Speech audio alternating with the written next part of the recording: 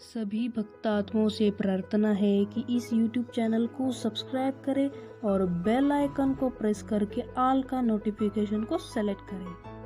सत साहिब ला रखा है, भाई बहन बुजुर्ग माता बच्चे ले लेकर पुस्तक एक परमात्मा के पोस्टमैन की तरह घर घर जा रहे हैं, उनके बच्चों तक संदेश पहुंचा रहे हैं, उनकी गालियां खा रहे हैं। कोई जेल में डाल देता है, कोई पत्थर मारता है, कोई धमकाता है, कोई खुरकाता है, लेकिन ये परवाह नहीं करते क्योंकि इनको मालूम हो गया कि इन्होंने भांग पी रखी है और यह भांग उतरेगी पुस्तक के ज्ञान से, भगवान के ज्ञान से। और जिनकी भांग उतर जाएगी हमारे साथ हो लेंगे। फिर ये आपकी उतर गई, आप आगे। अब जैसे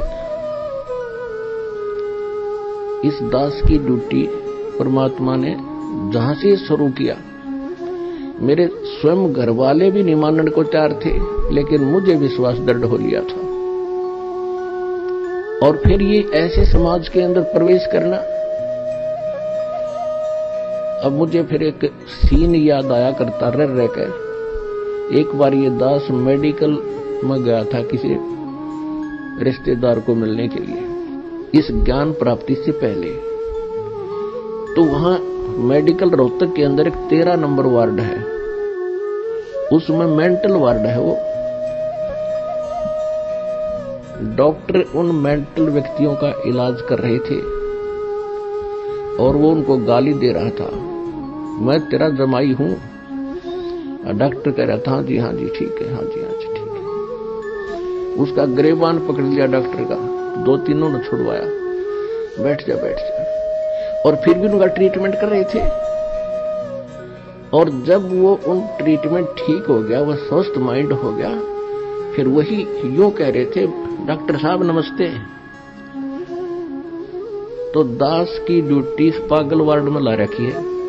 अब जिस भी गांव नगर में गया, दास ने यो ज्ञान सुनाया, लोग मारो डले, यू कहां से आ गया है, देवता नहीं पूजन देता, हमारे श्राद्धाओं को भी मना करता है, पत्थर मारो, ये करो। और अब जब उनको ज्ञान हुआ, जब तो मुझे गाली दे रहे थे और अब कहते हैं सत्साहिब गुरुजी, सत्साहिब गुरुजी ने हल कर दिए, जीवन नाश हो गया था।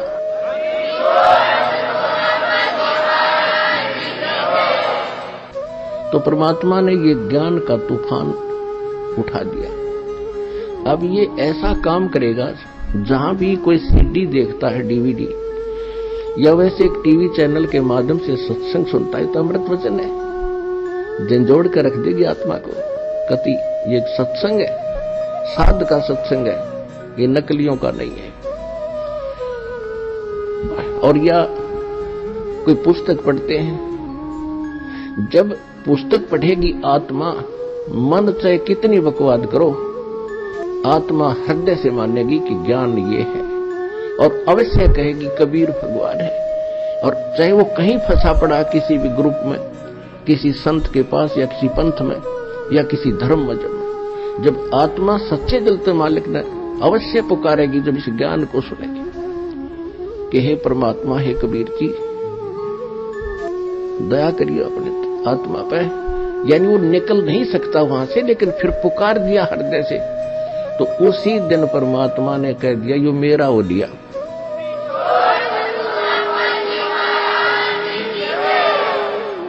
फिर काल को पकड़ कर बाजू से दूर कर देता, दूर हो जाए, यो मेरा हो गया, अब मेरे ज्ञान को स्वीकार कर लिया। बेशक वो कितने दिन फिर वहां रहे, आएगा एक दिन, मालिक लाओगा, कुछ भी कारण बनावे।